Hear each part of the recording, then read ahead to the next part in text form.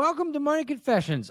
Really just trying to help the world learn about money, talk about money, and improve their financial situation. So let's dive in. Confession number 1, car payment is killing me. What are my options? I have a job with awkward hours. I'm currently trying to find other jobs that fill the gaps. However, as it stands, my car payment is the biggest pain. My take-home pay is $1,300 a month. My car payment is $390 a month. My car insurance is $170 a month. And the rest of my money goes to paying off my credit card bills. My credit card bills increase due to paying off the above and my internet bill and my general expenses. Right now, I'm looking to get rid of my credit card debt, but despite the good pay at my job, the hours aren't really sufficient enough to make it work. I either want to find a job that's 2 or 3x a week to fill in the gap, maybe refinance my loan, maybe find new car insurance. I don't know. What other options do I have? Well, first, in your situation, making $1,300 a month and having a $400 monthly car payment, that's a third of your take-home pay is going towards this car payment. So that is way too high for your income. And your job, you also said, you're not getting enough hours at that job. You said it pays well, but you're not even getting enough hours. So you need to be hustling and finding a second job or finding a first full-time job that pays you more or the same amount, but gives you at least hours to live off of. So right now in your situation, you cannot begin paying off credit card debt, begin paying off this car loan because you're not making enough money to live. So first issue is find a new job that has enough hours for you to work. Second is figuring out a budget and strategy in place, because right now you're in an endless cycle. You're trying to pay off credit card debt, but that bill keeps getting bigger because you're putting all your expenses on it. You can look at ways to decrease your insurance. You can look at different providers out there and see if you can get a lower payment there. But really, your main issue here is your income. With only making $1,300 a month, there's no way you can make progress on this. You need to be hustling, finding a second job, or finding one full-time job that gives you 40 or 50 hours a week of work that you can increase your income. You can double it from where it's at right now. Confession number 2, student loan help. Pay off $25,000 in student loans or save for house. Not sure what my next step should be, and I'd really appreciate any advice. I make $63,000 a year, and I'm currently living with my parents for a year. My only expenses are my monthly student loan, minimum payment, and car payment, which is $375 a month. I have $25,000 in student loans with an interest rate of 10 to 11% across 5 loans ranging from $4,000 to $8,000. So I spend this year with my parents paying off the student loan or saving for a down payment on a house. I mean, first you got $25,000 in student loans. You also have a car payment that we don't know what the total amount of that is, but you shouldn't even consider buying a house if you have $25,000 in student loans and you have a car payment, because that means you don't have an emergency fund saved up. That means that you won't be able to afford if a pipe breaks or an emergency comes up with the house.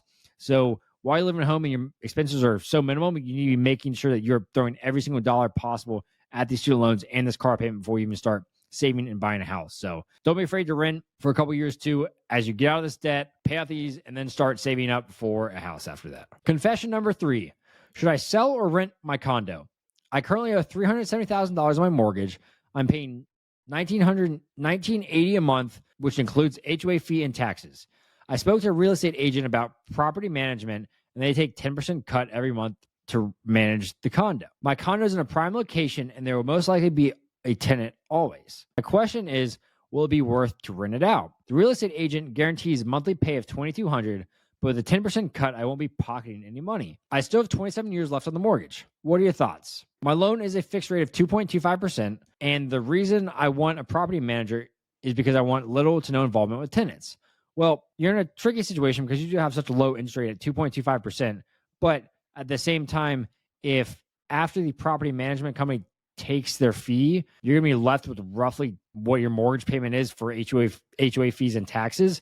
So you're going to have nothing left over at the end of each month. If I was in your shoes, what I would do is look at what can you sell this condo for, and if you can sell it for $450,000, $500,000, I don't know what it currently is worth, but what can that money do for you in a high yield savings account? It doesn't sound like you want to be involved in rental properties because you want a property manager and you're not going to have any cash to actually be generating from this condo. So after the property manager takes their 10%, you're not even accounting for vacancy, you're not accounting for maintenance, you're not accounting for capital expenditures, which are all things you need to think about when renting out a condo, a house.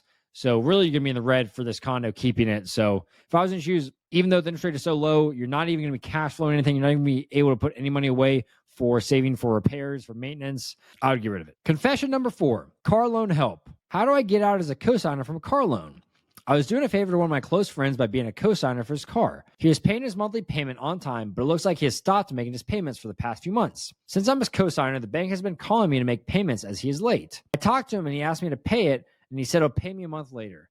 He has done this twice already. How can I get out of this loan? It looks like he has bad credit, so I don't think he'll be refinancing the car by himself, remove me as a co-signer. Is there a way for me to get out of this loan without hurting my own credit? No, there's not any easy ways out of this loan. I mean, that is what a co-signer is. You're legally obligated for this loan the same as the other individual on the loan.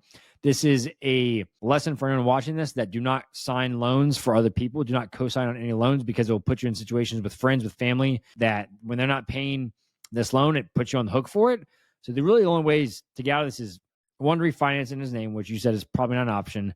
Two, you get him to sell the vehicle and pay off the loan and then go get a vehicle for himself, which would be probably difficult for him to do. If he can't refinance his loan, I doubt he'd be able to get another loan. And option three is that loan to be paid off and the car paid in full, and then your name wouldn't be on the loan at that point. So there's no easy way out of this besides him paying the loan, you paying the loan, the car getting repoed, and none of those are pretty situations. So you need to have a conversation with him and tell him that you're not able to help afford this and do this, and y'all need to sell the cars and it repossessed. But yeah, you're currently legally obligated to pay this loan just as much as he is. Confession number 5, car payment help.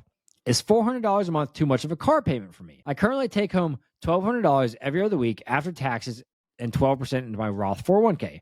My rent and utilities come out to $1,000 per month. No kids, no other loans, or large recurring expenses besides normal food and gas. I'm 33 years old, and insurance would be $130 a month. The amount financed is $16,000 after the down payment at 7% APR over 48 months. I've been riding out an old 1999 Mercury beater car.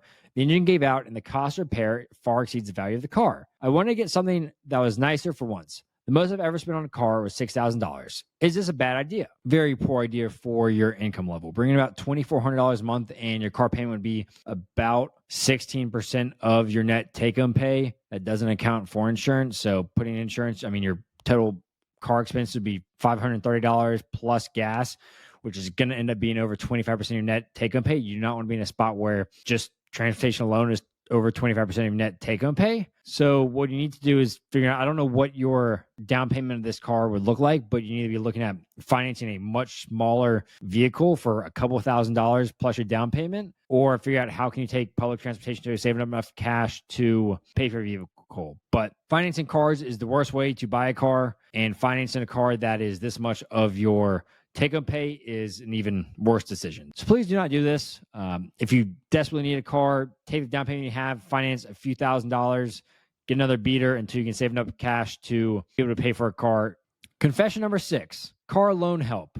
What happens to my monthly car payment if I pay off a huge chunk? I have a car loan of $22,000, and I'm planning on paying $18,000 in a week on it. It's a 72-month loan, and I'm 5 months into it. Would the monthly payments change to reflect a lower balance or be the same each month? First, this is awesome. You'd be moving very quickly to paying off this car loan. So your monthly payments would stay the same as when you started the loan, even if you make a big payment towards it.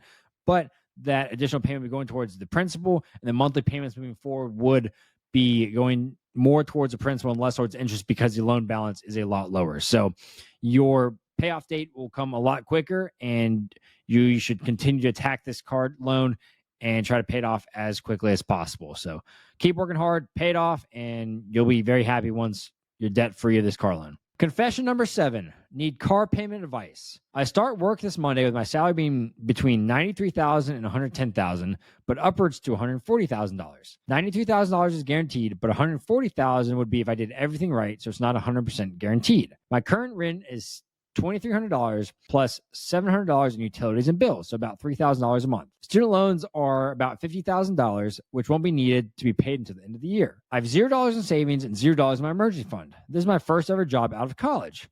What budget am I to work with in a car?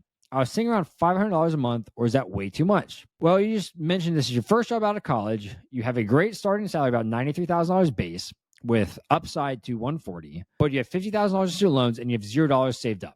So no, you should not be financing any car. You should not be even thinking about doing this because you have $50,000 student loans, which you're saying will not need to be paid until the end of the year, but student loan payments are resuming in October, which is going to be hundreds of dollars for you in the situation. And then to throw another $500 a month car payment on top of that, I mean, this is going to be a train hitting you with $3,000 a month in rent and housing expenses, $500 on a car payment, $500 in student loans. So please do not even think about financing the car. Get settled down with your first job out of college, pay off these loans, and figure out how you can save up cash to buy a car once your student loans are paid off. But do not put yourself in a situation where you have $50,000 student loans, finance a $20,000 or $30,000 vehicle, and you're now 1 year out of college with a negative $80,000 net worth. Confession number 8, escrow shortage increases my mortgage by 60%. From $1,400 to $2,200. Is this normal? Could there be an error? I just received notice from my bank that in September, my mortgage will go from $1,400 to over $2,200 due to an escrow shortage. I've owned this house for 2 years now. It was new construction. $800 seems massive, and this amount could easily price someone out of their housing. A few questions. I recently moved in with family, and I'm renting the house out for $1,800 using a property management company, so I only yield $1,650 from that. About enough to break even on the prior monthly costs in HOA. Could having renters affect things? It says this extra $800 is effective for 1 year. After this, what happens? Well, mortgage costs decrease after I'm caught up on the escrow. For full clarification, here's what the escrow analysis says. My property tax is going from $191 to $471 a month. Homeowners insurance decreases from $81 to $75. Private mortgage insurance stays at $85. My escrow shortage is $522 a month. So my total payment goes from $1,414 to $2,209. So escrow shortage means that your payments were a lot more than expected. This is happening all over the country right now with home prices rising rapidly, with the assessed value of homes increasing, with purchases coming in here. So you bought this house 2 years ago. So typically the assessed value happens the year after your purchase. So if you bought it in the spring of 2021, the taxes won't really get updated until 2022. And this is kind of what's happening in this instance. Is this is a new construction. So the property taxes might have been only based off of the land value. Now they're being based off of the entire dwelling. And this $800 jump isn't necessarily forever. As it's showing here, $522 of that is for the escrow shortage. So your payment would still increase about $300 a month. But a year from now, the property taxes could increase again based off of your area, and homeowners insurance go up as well. So you're at least locked in about $300 a month in higher payments, but it could increase beyond that depending on what property taxes look like next year as well. So renters do not affect this unless you have a Homestead Act and then you move out of the house and the homestead exemption is removed because you have to be your primary residence for that to work. But right now you're going to be paying $2,200 in a place that you're yielding $1,650 a month from. So you're essentially paying $600 for tenants to be in your house right now. So you really need to sit down and evaluate, should I keep this house? Does this make sense? You're not even accounting for maintenance, for vacancy, for increases in your property taxes next year right now with your rent. So you need to be figuring out how you raise this rent higher, or does it make sense to even own this property? Because right now you're losing $7,000 a year keeping this property. So these are the things TikTok doesn't show you, that when you have an escrow bill due for essentially $6,000 in this instance, landlords are taking the brunt of that and they can't immediately pass that cost over to the tenant. So confession number 9, car loan help. Student loans, car loan, or saving. I'm debating what to do. I've been working full-time for a year and a half now post-college, and I live on my own. I've saved $60,000 in a savings account. I have a 6-month emergency fund. I maxed out my Roth IRA for the year. I have an HSA, a 401k, and with the federal student loan payments resuming, I would like some help. I make $67,000 a year in Nevada. My main monthly expenses are rent, which is $1,000. My car payment plus insurance is $700. Groceries are $200. Utilities are $150. So with this, I have $27,000 in total student loans, 5% across different loans, and $30,000 in car loans at 5%. Should I just pay these off with my savings, or should I just continue making monthly payments that I can afford? I want to see if I can put my money to better use or if I just drain it all. My current goal is saving for a house, but I want to pay it off fully upon purchase and when the market is not how it is now. My take, and what I think is the best take psychologically for building your financial future, for being able to live in a house stress-free without the overwhelmingness of debt payments, is you have $60,000 saved plus an additional emergency fund for 6 months. What you do is take that $60,000, pay off the student loans and the car tomorrow. That will wipe away $57,000 in debt that you have in your name right now.